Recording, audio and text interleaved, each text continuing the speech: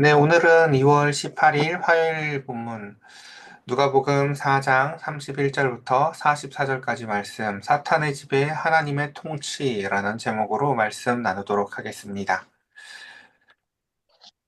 자, 먼저 이제 오늘 본문 또 이제 월요일 날 우리가 쉬기도 했고 했으니까 먼저 배경을 좀 더 설명을 드리고 이제 본문을 살펴보면은 이제 예수님이 이제 그 약 암흑이 400년의 시간이 지난 이후에 왜 로마 시대에 오셨을까요? 그러니까 예수님이 오셨을 시대의 그 먼저 배경을 누가는 먼저 그 당시의 시대적 배경을 여러 번 언급을 했었어요. 그래서 영적 기근이 가득하고 헬라니즘 문화가 이제 굉장히 퍼져서 그 가운데서 타락한 세계관이 가득하고 그 가운데서 또 가짜 황제, 그러니까 이제 가짜 하나님의 아들인 황제가 그 가운데 이제 등장을 해서 이제 로마가 그러니까 처음에 이제 원래 황제로 시작을 했다가 그 가운데서 공화정으로 굉장히 몇백 년의 시간을 지내다가 그 가운데서 다시 이제 황제 독재 체제로 넘어가면서 그 가운데서 어쨌든 굉장히 악독한 통치자를 통해서 근데 그 악독한 통치자가 뭐라고 해요? 자기를 하나님의 아들이라고 부른다고요. 그런 이제 악독한 통치자가 다스리고 그 가운데서 타락한 세계관이 만연한 가운데에서 정말 그 마음의 심령이 그 가운데서 가난하고 하나님에 대해서 혹은 어떠한 선에 대해서 갈망하는 사람들은요, 자신이 갖고 있는 물질을 가지고 후원하고 싶어 했었어요. 진짜 참 말씀을 전해주고 참 진리를 전할 사람들을 찾아 나가는 사람들이 사실은 그 로마 세계 곳곳에 있었어요. 그러니까 오늘날 우리 시대의 교회도 좀 비슷하잖아요. 그쵸? 보면은 이제 교회들이 무너지는 가운데서 진짜 다녀야 될 교회 찾기가 참 힘들다 우리가 이런 말 하듯이 그 가운데서 예수님이 오셨을 시대에도 보면은 영적 기근과 그 가운데서 거짓된 그러니까 마치 가짜 황제 숭배하듯이 그 가운데서 이렇게 타락한 시대 가운데에 로마는 그 어마어마한 힘을 가지고 그 가운데서 전 그 로마가 통치하는 그 도시에 도로망을 깔고 그리고 또 헬라어로 통일된 그 구조를 통해서 굉장히 효율적으로 그 나라들을 다스리는 가운데 하나님은 이 시대에 바로 가장 어둡고 가장 그 가운데서 거짓 통치자로 인해서 그 가운데서 영적 기근과 그 가운데서 그들이 심령이 가난할 때 예수님이 오셨다라는 배경 정도 오늘 생각하면서 오늘 본문 보면 좋을 것 같습니다. 자, 오늘 무대는 어디냐면요. 여기 아래쪽에 보시면 여기가 이제 갈릴리라고 돼 있죠. 이제 지금 오늘 우리가 보게 될 부분들이 다 이 갈릴리라는 지역에서의 이야기고, 이 지명 두 개는 꼭 알았으면 좋겠어요. 그러니까, 우리, 예를 들면 우리가 무슨 뭐 경기도 이런 게 있듯이 이제 갈릴리는 하나의 큰 단위예요. 갈릴리는 큰 이제 도시에 대한 이름이고, 지역에 대한 이름이고, 얘기해 보면 갈릴리에 나사렛이라는 동네가 있고, 또 가버나움이라는 동네가 있어요. 그래서 나사렛은 예수님이 나고 자라신 이제 진짜 고향, 예수님의 고향이라면 가버나움은 이제 예수님의 가장 많이 씨를 뿌리고 가장 많이 말씀을 뿌린 예수님의 사실은 더 실질적 고향 같은 곳이에요. 그러니까 어제 본문, 어제 큐티 혹시 하신 분들 계시겠지만 어제 본문의 마지막 이야기가 이제 뭐였냐면 나사렛에서 쫓겨나신 이야기였거든요. 그러니까 나사렛에서 쫓겨나셔서 예수님이 갖고 있는 시간의 대부분을 사실은 가버나움에서 말씀을 뿌리세요. 그래서 이 가버나움이 굉장히 중요한 곳이다. 그래서 봤더니 가버나움이 어디예요? 갈릴리 바다를 이렇게 갈릴리 호수를 두고 그쵸 한 11시 방향쯤에 있었죠. 여기 이제 가버나움이 여기구나라는 것들을 이해하시면 좋을 것 같아요. 그래서 이제 나사렛 예수님이 사시던 동네는 보면 여기 산지예요. 여러분들 나중에 뭐 컴퓨터나 뭘로 보시면 이게 좀 지형이 느껴지거든요. 그래서 예수님이 살았던 동네는 이 나사렛이라는 동네는 인구 한 400명 정도 되는 작은 도시였었어요.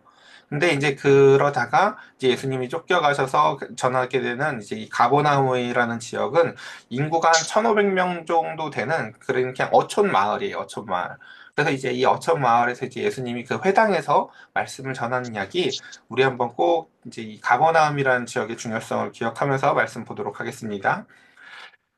갈릴리의 가버나움 동네에 내려오사. 자, 이제 방금 지도 본 사람은 이제 이게 무슨 말인지 알아요? 갈릴리 지역에 가버나움이 있었고, 그 동네로 어떻게 했다? 내려왔다. 왜 내려왔어요? 나사렛이 산이었다니까요. 그러니까 산동네에서 이제 드디어 아래 동네. 그리고 가버나움은 오히려 해수면보다 조금 더 아래인 동네예요. 그래서 여기는 이제 그 질병이 많았었어요. 특히 이제 우리도 보면 바닷가나 이렇게 좀 해수면 아래인 데는 예를 들면 모기 같은 게 많죠. 그러니까 그런 것들처럼 그래서 좀 질병이 많았던 지역이다. 이런 거 정도 기억하시면 좋을 것 같아요. 다시 갈릴리의 가버나움 동네에 내려오사 안식일에 가르치심에라고 해서 이제 안식일에 가르치셨다라고 합니다. 그들이 그 가르침에 놀라니 이는 그 말씀에 권위가 있음이로라 라고 얘기합니다. 여러분들 혹시 이렇게 사시면서 사람들에게 나타나는 어떤 직감이나 영향력 같은 걸 느껴보셨는지 모르겠어요. 그냥 가만히 있는데 어떤 사람이 오면 갑자기 그 사람한테 나타나는 어떠한 카리스마 같은 것이 있어요. 그게 어디서 나타나는 거냐면은 그 존재 자체에서 느껴지는 것들이 있어요. 그러니까 그 사람이 오면 뭔가 분위기가 잡힌다든가 그 사람이 와서 말을 하기 시작을 하면 하는 어떤 그 사람의 영혼이 주는 영향력이 있다고요. 여러분 반대의 경우도 아마 느껴보신 적이 있을지 모르겠어요. 분명히 저 사람이 틀린 말은 안 하는데 꼭 어떤 사람 보면 뭔가 느낌이 쎄한 사람이 있거든요.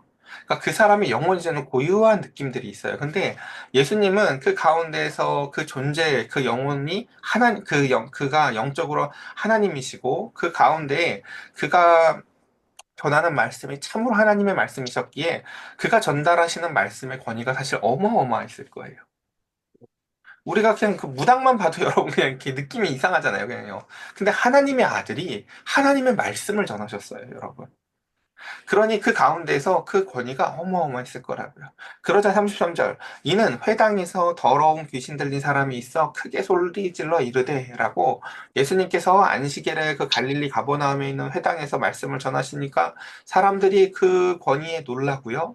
근데 그때 갑자기 한 귀신 들린 사람이 이렇게 소리를 지르면서 외칩니다. 그러니까 이 앞에 감탄사가 중요해요. 막 나사렛 예수여, 우리가 당신과 무슨 상관이 있나이까? 우리를 멸하러 왔나이까? 나는 당신이 누구인 줄을 아노니 하나님의 거룩한 자니이다. 이야, 귀신이 이렇게 소리를 외쳐요. 정말 제가 여기다가 이렇게 댓글을 달아주고 싶어요. 오늘날 시대였으면요. 우리가 당신과 무슨 상관이 있나이까? 맞아. 너 나랑 별 상관없지. 우리를 멸하러 왔나이까? 응, 맞아. 너희를 멸하러 왔어. 나는 당신이 누군 줄 아노니 하나님의 거룩한 자니이다. 여러분, 그러니까 이걸 만약에 주어를 빼고, 말한 대상을 빼고 보면요. 신앙 고백 같지 않습니까, 여러분? 저는 당신과 상관없이 살았습니다. 저는 멸망당에도 합당한 자입니다. 그 가운데서 당신 하나님의 거룩한 자입니다. 그러니까 무슨 내용이냐면요. 그러니까 중요한 것은 여기서, 그러니까 내용이 중요한 게 아니라는 거예요. 그러니까 우리 야고보서에도 그 말씀 봤잖아요. 너네 뭐 하나님이 뭐 이렇게 너네가 뭐 이런 하나님에 대해서 이렇게 알아? 귀신이 너희보다 더 잘 알아? 이런 말씀을 우리가 들어보셨죠? 그것처럼 사실 중요한 것은 여기서 영적 지식과 믿음의 차이를 잘 보여주는 게 바로 이런 것들이에요. 영적 지식이라는 것은 내가 무엇을 알고 있지만 그것이 내 삶에 아무 영향을 끼치지 않는 일들이에요. 심지어 예수님이 왔는데 귀신은요, 예수님이 하나님의 아들인 것도 알고요, 그분이 오신 목적이 뭔지도 알아요. 우리를 멸하러 왔구나. 우리의 그 어둠의 세력을 멸하러 오셨구나. 그리고 저하고 나는 아무 상관없이 살았지. 라는 그 모든 정보들을 다 알아요. 오늘날 수많은 죄인들이 교회에 다니면서도 하나님과 상관없이 살아가는 사람들이 귀신의 상태하고 사실 별다를 게 없어요. 알아. 나 잘못 살고 있는 거. 그래, 예수님이 하나님의 아들인 것도 알아. 근데 별로 예수님하고 상관없이 살아요. 자, 이게 귀신이 살아가는 사실은 그 자신의 상태라고요. 그럼 믿음은 뭘까요? 믿음은 그 가운데서 예수님의 어떠함, 하나님의 어떠함과 나하고 관계가 있는 거예요. 그러니까 예를 들어 우리가 사도신경에 전능하사 천지를 창조하신 하나님 아버지에 대해서 막 얘기를 하죠. 하나님은 전능한데 하나님의 전능함 때문에 그래서 내가 두려움이 없냐고요. 하나님의 어떠함과 나의 어떠함이 그래서 관계가 있냐고요. 그게. 그러니까 그게 관계가 없는 걸 우리는 영적 지식이라고 하고요. 여기서 그러니까 무슨 상관이 있나니까 여러분 무슨 상관이 있어야 그게 믿음이에요. 자, 그래서 한번 좀 더 넘어가서 보도록 하겠습니다. 그래서 제가 예전에 이렇게 이걸 자주 얘기했던 거 맞죠? 우리 바로 교회 옆에 이제 어린이 대공원도 있지만, 어린이 대공원 옆에, 그쵸, 코끼리 있는 거 믿죠? 예.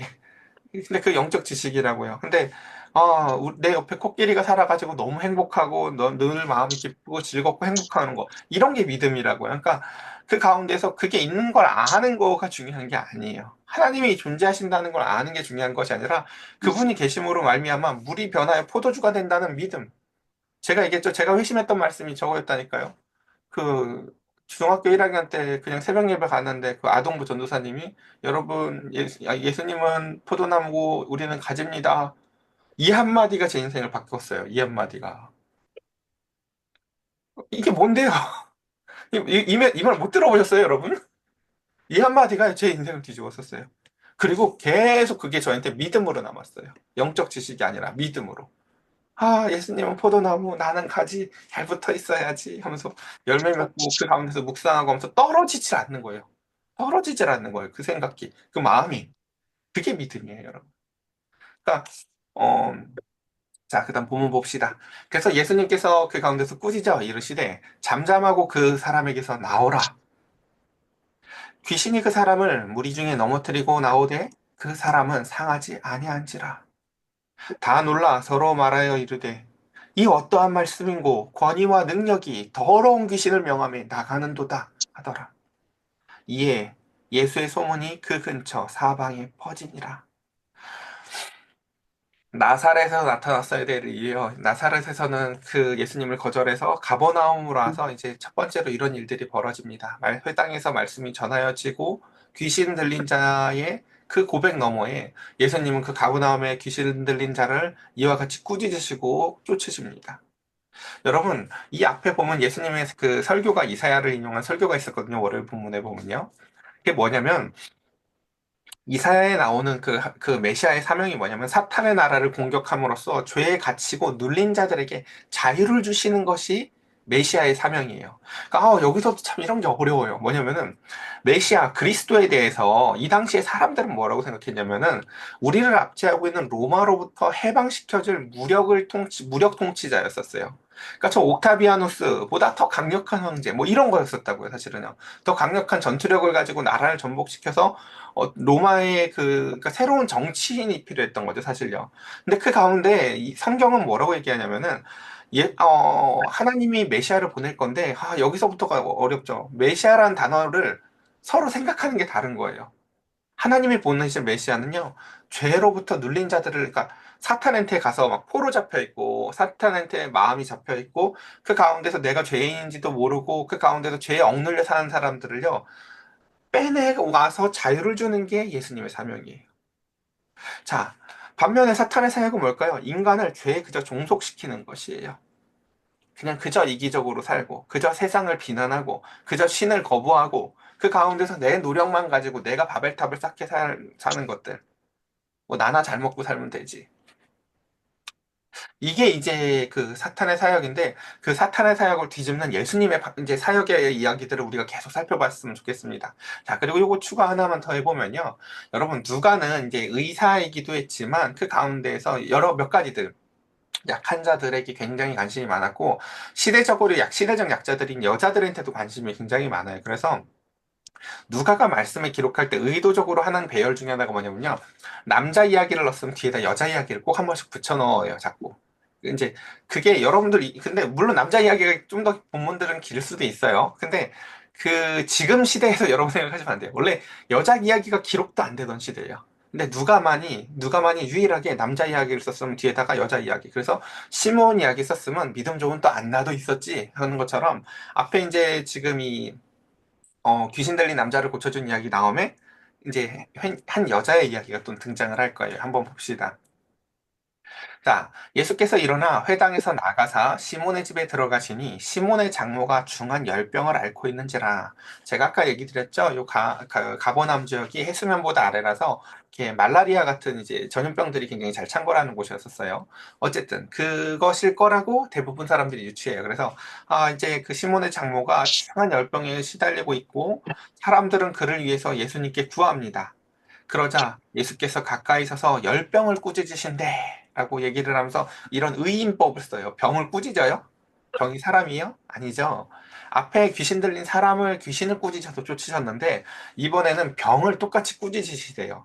그러니까 이것은 이제 전능자이자 창조주로서 그 가운데에서 하나님이 갖고 계신 권능의 모습을 잘 보여주는 거예요. 야, 너도 나가. 라고 하시는 거예요. 그 병 보고요. 그러면서 병을 꾸짖으시는 거죠. 우리 나중에 보면 예수님이 뭐 또 꾸짖으세요? 바다도 꾸짖죠. 막 파도 치면요. 야, 씨, 너 조용하네? 그쵸?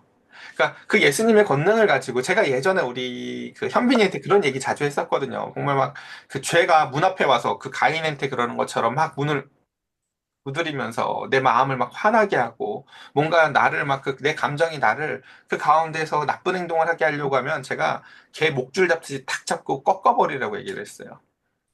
그러니까 죄가 문 앞에 두드려서 나를 막 흥분시키고 나를 화나게 할 수도 있어요. 근데 그 가운데서 주님께서 주신 권능이 뭐예요? 바로요. 그 죄의 세력을 내 거짓된 감정을요 꺾어버리고 꾸짖는 거예요. 이게 화날 일이야? 주 앞에 기도할 일이지? 라고 하며 자신의 감정을 그 가운데서 꺾어버릴 수 있는 권능을요 주님께서는 우리 모두에게 주셨습니다. 그래서 우리는 감정의 노예가 돼서는 안 됩니다. 그러니까 감정은 사실 대부분 틀릴 때가 굉장히 많아요. 자, 다시 일단 본문으로 계속 넘어가 볼게요. 자, 그래서 그 열병을 꾸짖었습니다. 그러자 다시 한번, 베드로의 장모가 그 가운데 열병으로 있었는데, 주님께서는 귀신 쫓듯이 병을 꾸짖으시면서 고치셨고, 병이 즉시 나섰어요. 그러자 그 장모가 병이 낫자마자 그 가운데서 바로 뭐예요? 그 공동체를 섬기기 시작해요. 그러니까 이게 이제 되게 중요한 메커니즘을 보여주는 거예요. 예수님한테 은혜를 입었으면 예수님한테 갚으면 될 것 같죠. 그게 아니라는 거예요. 보면요. 예수님한테 은혜를 입은 사람은요, 공동체를 섬기게 돼요. 자세히 보면 늘. 그러니까 그게 예수님을 섬기는 거예요. 예수님도 그런 식으로 말을 하잖아요. 그렇죠? 가장 작은 자에게 한 것이 곧 나에게 한 것이야. 라고 말씀하시죠. 그래서 여자가 곧 바로 일어나서 그들에게 수종을 드느니라. 라고 은혜를 입은 그 베드로의 장모는 그 뒤로 그 공동체를 섬기게 되어집니다. 자, 그 다음 봅시다. 해질 무렵. 자, 이제 드디어 아까 안식일이었었어요. 안식일이라는 게 금요일 일몰부터 토요일 일몰 때까지가 하루가 안식일이거든요. 이제 아까 말씀의 시작이 그거였죠. 안식일 시작할 때 말씀 가르치기 시작했다가 귀신 들린 자 고쳐주시고, 그 다음 또 나가서 회당에서 이제 그 가운데 베드로의 장모 고쳐주는 이야기가 있었다면 드디어 이제 해질 무렵이라고 해서 이제 토요일 일몰 때가 된 거예요. 드디어 안식일이 끝나갈 무렵이라는 의미예요. 안식일이 끝나갈 무렵에 사람들이 온갖 병자들을 데리고 나아오매 예수께서 일일이 그 위에 손을 얹으사 고치시니라고 합니다. 그러니까 병을 그냥 다 꾸짖으면서 고치셔도 되거든요. 근데 이제 그 수많은 병자들에 대해서 예수님의 대부분의 행동이 어떤 거였다는 거예요? 손을 얹으시는 거였다는 거예요. 왜 병을 이렇게 고치실까요? 그 긍휼히 여기시는 하나님의 마음을 전달하기 위해서요. 하나님이 너를 이렇게 사랑하셨단다. 라는 것이죠. 그러면 여러 사람에게 귀신들이 나가며 소리질러 이르되 당신은 하나님의 아들이니이다. 귀신들 얘들 왜 이럴까요? 신앙 고백하고 싶어 난리 났죠, 막 다. 예. 그러니까 이게 여러분 잘 보셔야 돼요. 그러니까 그 마귀가 광야에서 시험할 때도 계속 뭐라고 했었어요? 네가 하나님의 아들이거든. 네가 하나님의 아들이거든. 마귀가 마치 네가 하나님의 아들인 거 못 믿겠어 하면서 그것 때문에 시험하는 것처럼 거짓 허장성세를 하잖아요. 그렇죠? 여기서 보면 알 수 있죠. 마귀도 그렇고 귀신도 그렇고요. 예수님이 하나님의 아들인 거예요. 제일 정확히 한다니까요. 우린 좀 왔다 갔다 할 수 있잖아요. 특히 나사렛 사는 사람들. 쟤 분명히 저거 요셉의 아들인데 이러니까 이게 믿기 되게 어렵다고. 근데 반면에 절대 흔들리지 않는 사실은 사실로서 알고 있는 건요. 사실은 귀신이나 마귀예요. 근데 안다고 믿는 게 아니라는 걸 우리는 여기서 알 수 있죠. 그러니 과학적인 증거가 드러난다고 믿음이 생길 거라는 착각을 여러분 버리셔야 돼요. 막 무슨 뭐 이렇게 누가 그런 게 없어서 안 믿는 게 아니라니까요. 싫은 거라니까요, 여러분. 요나가 하나님을 알죠. 근데 그 하나님의 뜻은 싫어요. 쟤들을 왜 용서해줘? 그런 거라고요, 사실은요. 그러니까 도리어 그것을 두려워할 수 있어야 돼요. 하나님의 크신 뜻이 내가 싫을 수도 있다는 거예요, 사실은요. 나나 사랑해줬으면 좋겠는데. 이럴지도 몰라요, 사실요. 우리의 심령이 너무 이기적이고 작으면 말이죠. 자, 다시 본문으로 돌아가 보겠습니다. 귀신들이 나가며 소리질러 이르되 당신은 하나님의 아들이니이다. 예수께서 꾸짖으시사 오늘 본문에서 꾸짖는 단어가 벌써 3번 나왔죠. 그쵸? 그, 예, 앞에 귀신 들렸던 사람, 그리고 두 번째 보면 그 베드로의 장모의 병, 그리고 또다시 또 귀신 들린 사람이 그 소리 뒤에 예수님께서는 3번째 꾸짖으시며 그들의 말함을 허락하지 아니하시니 이는 자기를 그리스도인 줄 알미러라 라고 말씀하십니다. 이제 요건 좀 요건 좀 봐야겠네요. 왜냐면은 이제 왜 이런 것들을 꾸짖으실까라는 거죠. 귀신이 저렇게 말하는 걸 왜 못하게 하시지? 그쵸? 뭐 이렇게 우리 그런 얘기 잘하잖아요. 뭐 흑묘가 됐든 백묘가 됐든 쥐만 잡으면 되는 거 아니야? 그쵸? 음, 뭐 이게 귀신이 됐든 사람이 됐든 예수님만 열심히 전도되면 되는 거 아니야? 그게 아니에요. 그 왜 아닌 줄 아세요? 그러니까 이게 귀신이 하는 일이고 이게 마귀가 하는 일이거든요. 잘못 인식되게 알리는 거예요. 그냥 그 사탄이 그 광야에서 했었던 그 시험만 생각해 보세요. 사탄의 말을 들으면 예수님이 더 잘 알려지지 않겠어요? 야, 성전에서 떨어졌는데 천사들이 와서 받아. 야, 돌을 떡으로 만들어. 그쵸? 잘 생각해보면 사탄의 말대로 하면요, 예수님이 더 빨리 전해졌을 거예요. 근데 여기서 가장 큰 맹점이 뭔지 아세요? 오해를 하게 된다는 거예요. 그렇게 전하면요. 힘으로 통치하는 더 강력한 로마의 지금 다스리는 황제보다 더 큰 권능과 힘이 있어서 그 힘을 가지고 전복시키는 신이라고 착각하게 된다는 거예요. 근데 물론 예수님이나 하나님이 더 큰 힘을 갖고 계신 건 맞아요. 근데 우리가 예수님이 이 세상에서 죄에 눌린 사람들을 건져내시고 하나님의 통치를 이 땅에 전파하시는 방식이 그런 방식이 아니라는 것들을 우리는 잊어버리게 되는 거죠. 주님께서는 이 땅에, 자, 이제 한번 요 얘기를 한번 볼게요. 당시의 사람들이 생각하는 그리스도는 무력으로 이 로마에서 우리의 민족을 해방시켜줄 통치자가 당연히 메시아였었어요. 근데 예수님은 어떠신 분이세요? 힘으로 신앙 고백을 강요하시는 분이 아니에요. 도리어 고난과 겸손의 종으로 오셔서 나도 너희들 발 닦아주잖아. 내일 되면 나 없을 거거든. 너희 이제 너희끼리 있어야 돼. 그러니까 너희도 어떻게 해야 돼? 너희가 서로 사랑하면 세상 사람들이 너희를 내 제자인 줄 알 거야. 라고 하며 죽기까지 순종하심으로 말미암아 세상에 이런 그러니까 전 미가의 고백을 제일 사랑하거든요. 도대체 이런 신이 어디 있냐라면서 펑펑 우는 그쵸. 하나님의 권능을요, 하나님의 힘이나 하나님의 능력을 가지고 하나님이라는 걸 아는 방법도 있지만요, 하나님은 무엇으로 하나님이 하나님이 되심을 알리시기 원하세요? 사람이 상상해 볼 수도 없는 사랑으로 이게 하나님이야 라고 알리시길 원해요. 그래서 주님께서는 이 땅에 메시아로 오셨지만 그 메시아 되심을 알리시는 방법이 이와 같았다라는 것입니다. 자, 그래서 마지막 절입니다. 드디어 날이 밝음에, 자, 그러니까 그 안식일 내내 병 못 치시고, 뭐, 치유하시고, 그러다 이제 드디어 안식일 다음 날이죠. 그러니까 오늘날 따지면 주일이겠죠. 드디어 이제 날이 밝았습니다. 또 아침이 됐어요. 그럼 이제 예수님 어떻게 하셔야 될까요? 아, 뭐, 그쵸. 나사렛에서는 쫓겨났는데, 가버나움에서 어떻게 돼요? 잘, 이제, 그쵸. 예수님의 인기가 아주 급상승했겠죠. 병 나은 사람들 다 여기저기 전파하고 다닐 거 아니에요. 그쵸. 아픈 사람 다 생각나지 않겠어요? 어머, 우리 엄마 다리도 아픈데, 어머, 우리 저기 외삼촌 저기 어디 아픈데, 데리고 오고 싶었을 거예요. 그냥 날이 밝은데, 근데 주님께서는 그러니까 그 가버나움을 실제로 마태는요, 가버나움을 본 동네라고 불러요. 예수님의 원래 본 동네는 나사렛이어야 되거든요. 근데 이제 마태는요, 아예 그냥 본 동네지 하면서 잘 본 곡을 가버나움을 본 동네라고 표현할 정도로 예수님의 가장 그 심리적인 본 동네는요, 나사렛이 아니라 가버나움이에요. 그래서 어쨌든 이 가버나움에서 말씀을 잘 전했으니까 이만큼 됐으면 그 다음 이제 사람들을 조직해가지고 뭔가 사역을 해야 될 것 같지 않아요? 근데 주님께서 그 다음날 하시는 일이 뭐냐면은 한적한 곳에 아침에 다시 나가세요. 그 사람들의 무리 속에 들어가시는 것이 아니라 한적한 곳에 가서 다시 광야로 가시는 거예요. 다시. 그래서 다시 그곳에서 하나님에게 초점을 맞추는 거예요. 그러니까 우리가 기도하라고 하면요. 자꾸 사람들이, 야, 너 기도 좀 해. 라는 말을 잘하는데, 기도하라는 말을 하라는 말로 알아듣거든요. 근데 기도하라는 말은요. 말을 하라는 말이 아니라요. 네 말을 내려놓고 말을 들으라는 말을 하는 거예요. 광야로 가서 네가 하고 싶은 일들 있잖아. 막 온갖 생각 나지 않겠어요? 막 고쳐졌던 사람들도 생각나고 그 사람 다음날 어떻게 살까 염려도 되고 그렇죠? 저도 주일 지나고 나니까 여러분들 한 사람 한 사람 걱정이 된다고요. 우리 뭐 저 원석이 배는 어떻게 됐을까? 그쵸? 우리 미연이는 어떻게 진짜 하고 있을까? 그쵸? 막 지혜가 애기 보는 것 때문에 힘들어가지고 막 이러고 있는 것들 보면서 아 얼마나 고단스러울까라고 막 생각이 든다고요. 그러니까 예수님도 그런 게 없었겠냐고요. 그쵸? 그 가버나움 동네에서 하루 병을 고쳐준 사람 없어도요. 그럼에도 불구하고 그 다음날 아침에 다시 어디로 나가신다고요? 그 사람들 생각에만 막 몰두해서 사역을 하시는 것이 아니라 주님 오늘 어떤 일을 해야 될지 일용할 양식을 구하면서 하나님 앞에 또다시 계속해서 초점을 맞추시는 일을 그 날마다 하신다.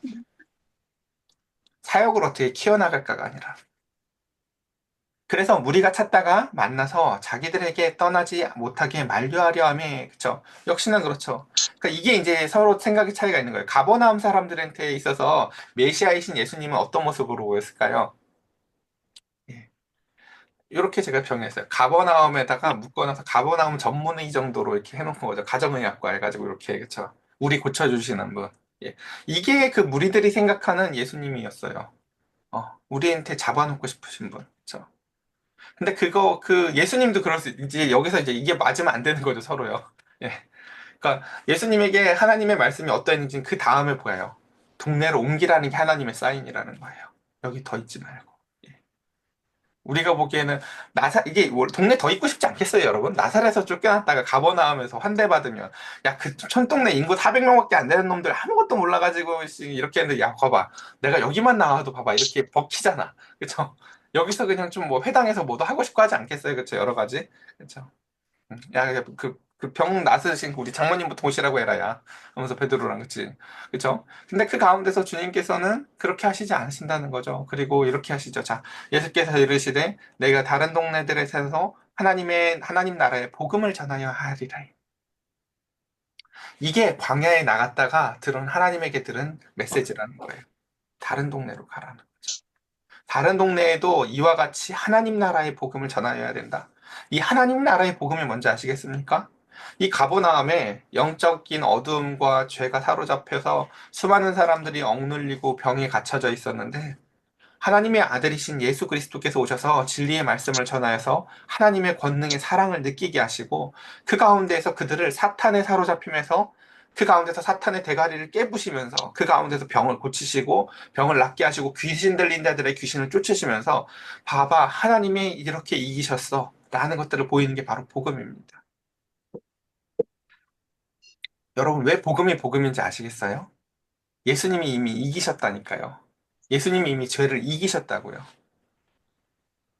예수님이 가버나움에서만 이기신 것이 아니라요. 예수님이요. 온 지구상에 있는 모든 사람들의 죄에 대해서 승리하셨어요. 이미. 그래서 나는 이 일을 위해 보내심을 받았노라 선포하십니다. 갈릴리의 여러 회당에서 전도하시더라. 그래서 가버나움의 이 사역은요. 예수님이 하시는 일의 축소판을 잘 보여주는 거예요. 예수님이 하시는 일이 무엇이다? 병이 있는 자, 귀신에 들린 자, 그 가운데서 갇힌 자들을 해방시켜 주시고 그 가운데서 그 은총 가운데서 놓이게 하시는 것이다라는 것입니다. 자, 이제 중요한 것은 그 뒤에요. 우리에게도 우리 인생도 시험이 있죠. 아유, 시간이 이렇게 많이 지났군요. 예, 저는 결론을 맺을게요. 여기서 이제 자랑을 나 예수님한테 병 고침 받았어. 이거 자랑거릴까요, 아닐까요? 어, 그닥 자랑거리가 아니에요. 그러니까 그건요, 이제, 은혜를 받은 거잖아요. 그쵸? 은혜를 입은 거죠. 그럼 그 뒤에 사실 뭐가 있어요? 그러니까 이 가버나움을 저는 이렇게 표현을 하는데, 예수님이 씨를 제일 많이 뿌린 장소라고 봐요. 그럼 이제 여기서 각자의 사명은 뭐냐면요. 나 예수님이 뿌린 씨야라고 고백하는 것보다 더 중요한 건 뭐냐면요. 그 뿌린 씨앗답게요. 이제는 하늘의 미랄이 되어져서 말씀대로 살아서 썩어져서 수많은 사람들의 생명을 주면서 그 가운데서 예수님 같은 삶을 같이 걸어 나아가는 것이에요. 우리 주일날 나눴던 인사 여러분 기억나십니까? 순종은 내가 할 테니 복은 당신이 받으세요. 그렇죠? 이게 그런 삶을 얘기하는 거예요. 그렇죠? 신명기 28장에 나오는 모든 순종을 다 하신 분이 예수님 한 분밖에 없는데 신명기 28장에 나오는 모든 저주를 그 예수님이 받아요. 그렇죠? 그것처럼 그 가운데서 여기에서의 핵심은 그 마음을 갖게 된다는 거예요. 하나님만 갖는 마음이거든요. 복은 내가, 저주는 네가. 이게 인간의 악한 마음이라면요. 하나님 무슨 마음을 갖는다고요? 순종은 내가 할 테니 저들에게 이 복을 달라고. 저들의 저주를 내가 지겠다고. 이게 하나님이 갖고 계셨던 마음입니다.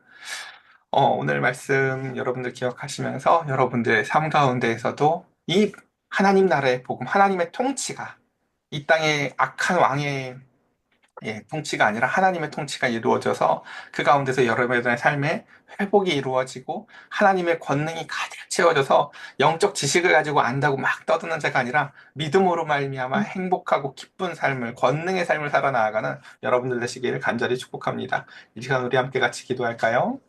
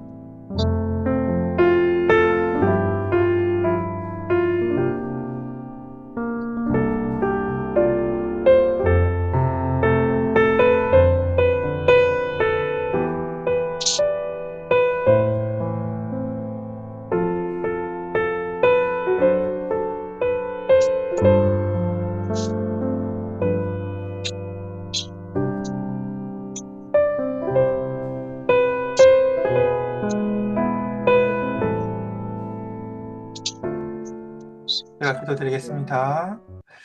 참 좋으신 하나님 아버지, 주님께서 그 나사렛에서 그와 같은 수치와 모욕과 위협 가운데에서 이제 가버나움에 내려와서 많은 사람들의 병을 고치시고 수고하고 무거운 짐진 자들의 죄의 짐을 벗겨주셨으며 귀신 달린 자의 그 입을 봉하사 귀신을 내어 쫓으시고 그 가운데서 그들을 자유케 하셨습니다. 그리고 주님께서는 또다시 안식일 다음 날 아침 한적한 곳에 나아가서 또다시 하나님 앞에 집중합니다. 오늘 날마다 날마다 우리가 이 아침에 말씀을 묵상하는 이 시간이 우리의 영혼의 한적한 곳으로 나아가는 시간이 되게 하여 주시옵고 주님의 말씀을 듣는 시간이 되게 하시옵고 내 마음이 가버나움에 머무르고 싶어도 또다시 다른 마을로 가자라는 하나님이 주시는 마음에 순종할 수 있도록 주님 우리가 날마다 날마다 그렇게 하나님의 말씀에 순종하는 삶 살게 하여 주시옵소서. 우리 사랑하는 성도들에게 오늘 이 말씀이 생명의 권능의 말씀이 되기를 원하오며 우리 주 예수 그리스도의 이름으로 기도드렸사옵나이다. 아멘. 음.